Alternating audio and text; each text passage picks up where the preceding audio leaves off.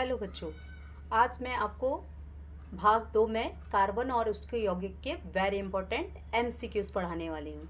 तो आज का हमारा पहला एमसीक्यूज है, एथेन का आणविक सूत्र C2H6 है। इसमें कौन सा आबंध होता है, कितने आबंध होते हैं? तो याद रखिए 6 सहसंयोजक आबंध, 7 सहसंयोजक आबंध, 8 सहसंयोजक आबंध, 9 सहसंयोजक आबंध।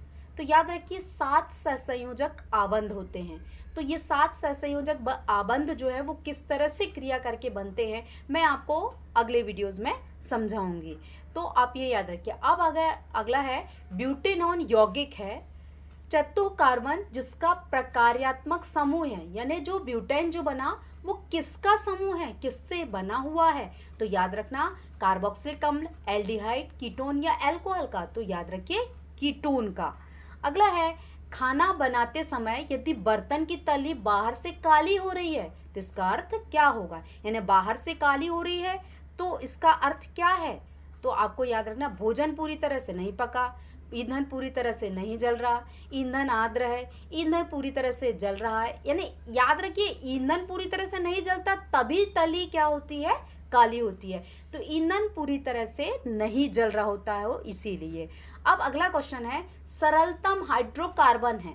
जो सरलतम हाइड्रोकार्बन है वो क्या है? Methane, ethane, propane, butane. तो सबसे पहला ही जो हाइड्रोकार्बन है वो मीथेन है, इसीलिए सबसे सरलतम हाइड्रोकार्बन कौन कहलाता है? मीथेन। मीथेन में कार्बन और हाइड्रोजन जो है आपस में क्रिया करके CH4 का निर्माण करते हैं, हाइड्रोकार्बन बनाते हैं, अतः ये सबसे सरलतम हाइड्रोकार्बन होता है।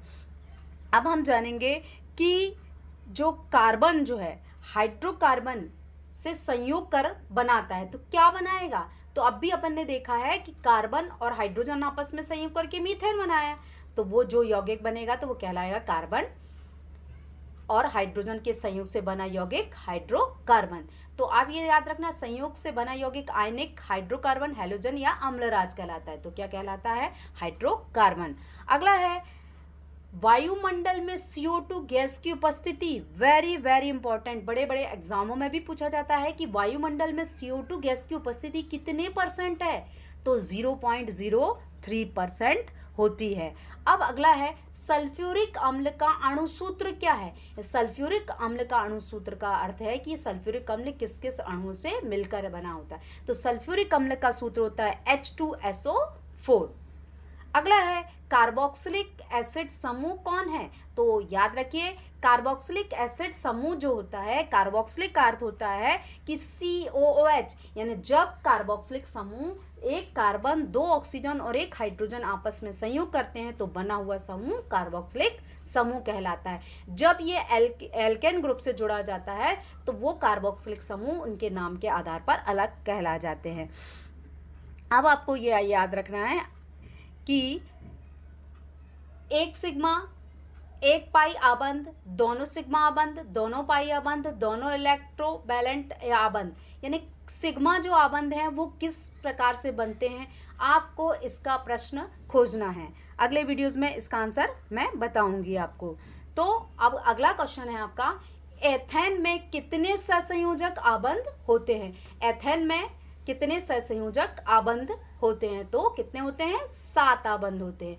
अब अगला है, CnH2n+2 किसका सामान्य सूत्र होता है? तो CnH2n+2 आता है, तो आप याद रखिए एल्केन का सूत्र कहलाएगा।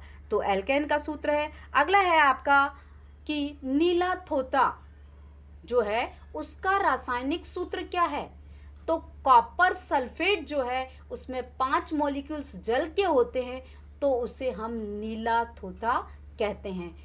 अब हम ये अगले वीडियोस में जानेंगे कि और कौन से वेरी इंपॉर्टेंट सूत्र हैं जो आपको पेपर में पूछे जाते हैं। तो आज के लिए इतना ही। सारे बच्चे इतने MCQs बहुत अच्छे से तैयार कर लेंगे।